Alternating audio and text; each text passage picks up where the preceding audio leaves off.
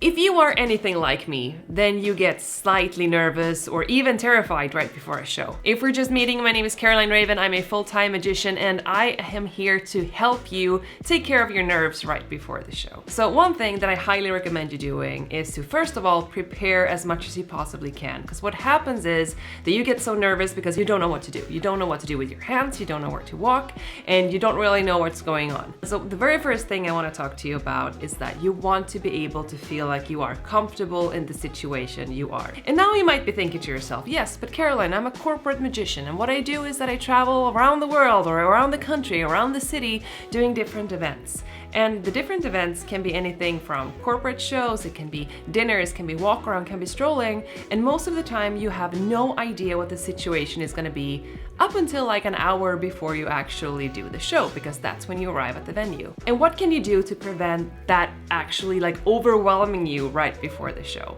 Because it can be daunting. It can be daunting to know that I'm just about to perform a new trick, I'm doing this new thing, I'm changing this in my script. And there are a few things that you can actually do to manage the nerves that's going on in your system. So if you are new here, this is a channel where I talk about magic and the business side of magic, and well, actually business side of show business in many cases. So in this video, I want you to not just sit down, I want you to stand up and actually use the techniques as I am walking through them. So everybody gets nervous, that is totally fine, it's totally normal. I want you to know that there's nothing wrong with you, there's nothing wrong with feeling the panic. It's, you know, kind of, for me at least, it feels like I really have to go to the bathroom like 2 minutes before any show that I'm supposed to do. Totally normal, and just know that it's normal, and then it's gonna be easier for you to overcome. So the very first one is to start like going into your body and start feeling where you're at. So right before every show I do this. If I'm doing cruise shows, if I'm doing corporate shows, if I'm doing public speaking, especially before my very first TED Talk, I had to do this for 2 minutes. So I'm standing on the side of the stage or behind the stage, and I'm like really going into my body. And one technique that I really like is using 6 seconds to breathe in, 6 seconds to hold, and 6 seconds to breathe out. Okay, and you do that for about a minute or two. If you have people backstage with you, make sure that they understand that you need your private space. A lot of people need to be pumped up, but I feel like I work the best if I am pumped down, pumped out. I have no idea what to say, but I need to really be into my own sense, kind of. So what you do is that you either hold on to your body, or if you want to, we're gonna talk about this later on, find a power position that you really like. So in my case, I use either this or a power pose, and I'll show that to you later on. So you do 6 seconds in, do it with me. So it's, and then you hold for 6 seconds. Are you counting? Kidding. And then you go out. It sounds ridiculous, it looks ridiculous, but trust me, it helps.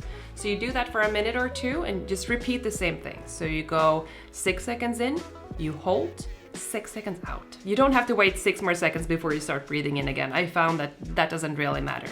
So that's the first technique that I want you to do. The second technique, we already kind of touched upon it, and that's you knowing exactly what you're doing. Yes, I'm talking to you. There are too many magicians out there who buy, I used to be this, by the way, this used to be me, buying a new trick, trying it out in front of an audience and making sure that possibly it works. But I'm telling you, it doesn't. If you want to handle your nerves, you want to make sure that you are the kind of magician that is well prepared. What does that mean? Does it mean you have to write a script? No. Does it mean you have to actually know how the props work? Yeah, absolutely 100%. Do you need to know exactly how to react when they say something? No.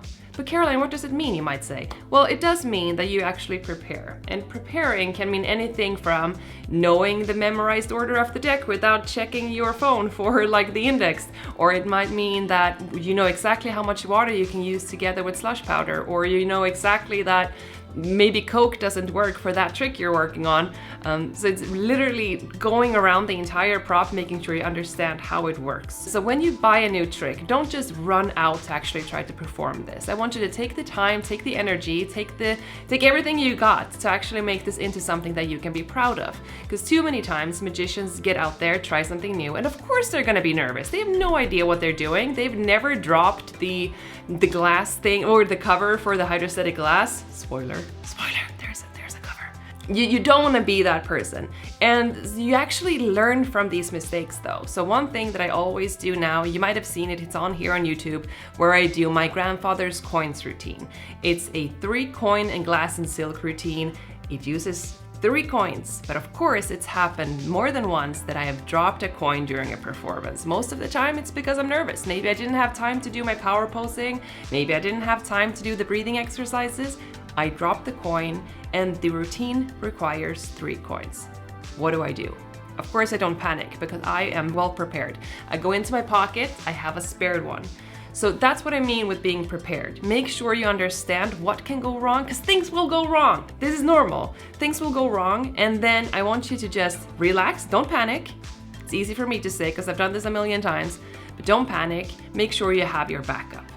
That is what being prepared means. Another thing that I really like to do is to think about things that are supposed to happen. Like, nobody knows what's gonna happen in your show. Nobody has any idea what you're supposed to do. Like, one time, this was so embarrassing, by the way. One time I was doing silk to egg, and it's me together with an audience member, and it's supposed to be a real egg at the end, which is great. Everybody loves it. And I haven't performed this trick since this accident because it sucked.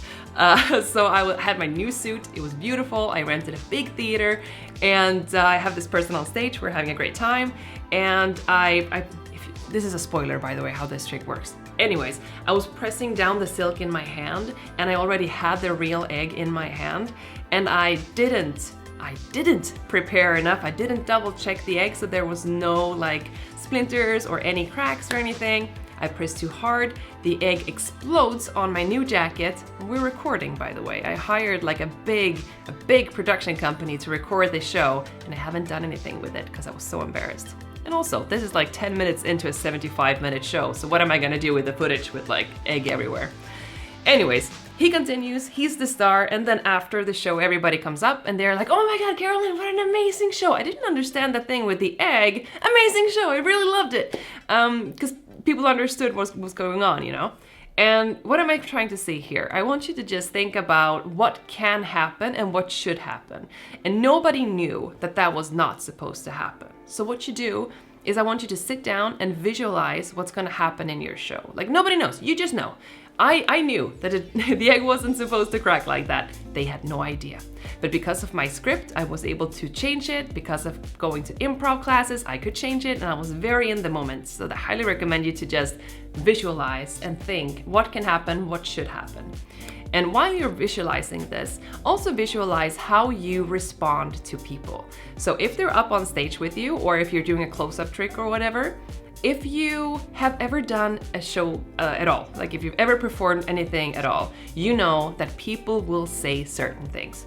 Like, can you make my wife disappear? Or when you do something with money, you're like, haha, that's like what my wife does every month or whatever. Why is it always the wives? You know all of these jokes?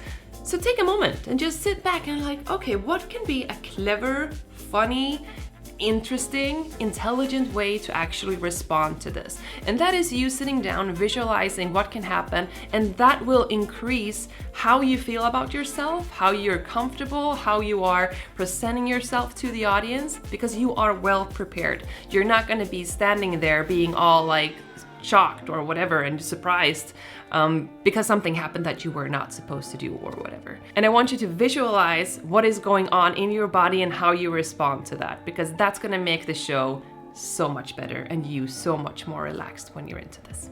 And now it's time to talk about my absolute favorite technique to get rid of stage nerves. I kind of touched upon it before, and it's called power posing. It looks ridiculous, it feels ridiculous the first probably 25 times you do it, but I promise you, and there's like so much evidence, like scientific evidence that will tell you that this works.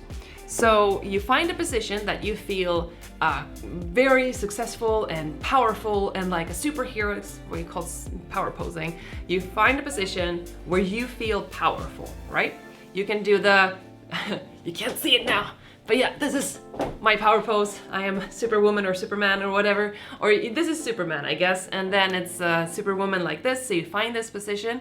And so I usually close my eyes as well, because when you close your eyes and you're with other people, they understand that you, well, they should, if they're somewhat okay in the brain, should understand that you're trying to focus and trying to be in yourself. Don't like look to the wall, because that just feels weird, like you're ashamed or whatever. Don't be ashamed. This is totally fine. They've seen worse, I promise you. So you stand like this, and you find this position where you're very, very strong, and you think strong thoughts. In my case, I usually think about what is the show supposed to be like, the visualization. I think about what's gonna happen after the show. I think about my job is not, well, my job is to fool them, but my main gig here today is not to make sure that I talk over my audience. It's not that I want to be better than them in any way, so I don't think about that. Instead, I think about I want to have just as much fun as my audience is having. That's the goal. I want to be in the room, I want to be present, I want to make sure that they're having a great time. And by me letting them have a great time, I will also have a great time. And that's why I tell you, this is the best job in the world. I have the most fun ever when I'm performing. So I highly recommend trying out power posing. And lastly, before wrapping up this video, I want to make sure that you remember this, like print it into your brains, and that is that mistakes does happen. It's totally fine. You can get away with anything. I think, was it Penn or was it Teller? It was probably Penn, because he's the talker. Said something about like, when you do something wrong, you could just be like, yeah, I messed up the trick. And nobody actually, well, most people wouldn't believe you actually have super duper powers. Like you didn't go 7 years at Hogwarts or whatever. You're actually a human being who has this craft, and sometimes piano players or pianists, is that how you say it? Pianist, it sounds like so that's so funny. Why does it sound like penis? Okay, so they mess up things all the time. Singers mess up things all the time, so does magicians. So make sure you understand that it's totally normal, and when things like that happen, learn from this opportunity. And another thing that we can talk about in a different video is that you have such a big possibility right after every show to make your next show better. So what you do is, in short, take 5 or 10 minutes, either write down or video yourself or just voice record yourself. Talk through about the show. What happened? Did somebody say something funny? Did you drop something? Do you now know that you need to have the stool on the right instead of the left? There's so many things that you can learn from every single show, and most magicians really don't. Some people say you should just record every show and then rewatch it. I say you don't have to do that. You just have to take, well, I take about approximately 4 to 5 minutes these days, and just quickly, what happened? What was great? What was not great? What can I do better next time? Can I possibly choose somebody else for this trick? Is it better that I use a kid or an adult, or is it better that I use a woman for this or a man for this? You learn from every single show, and especially when it comes to these things where you're managing your nerves. Like, you know that, okay, the power posing didn't work, this one didn't work for me, maybe this one works for me, or whatever. You have to try, because everybody is totally different. But again, everybody will make mistakes, everybody feels nervous, everybody gets the bubbly stomach, or maybe it's just me that really have to go to the bathroom every time before a show. But it's totally normal, and just know that you're not strange in any way.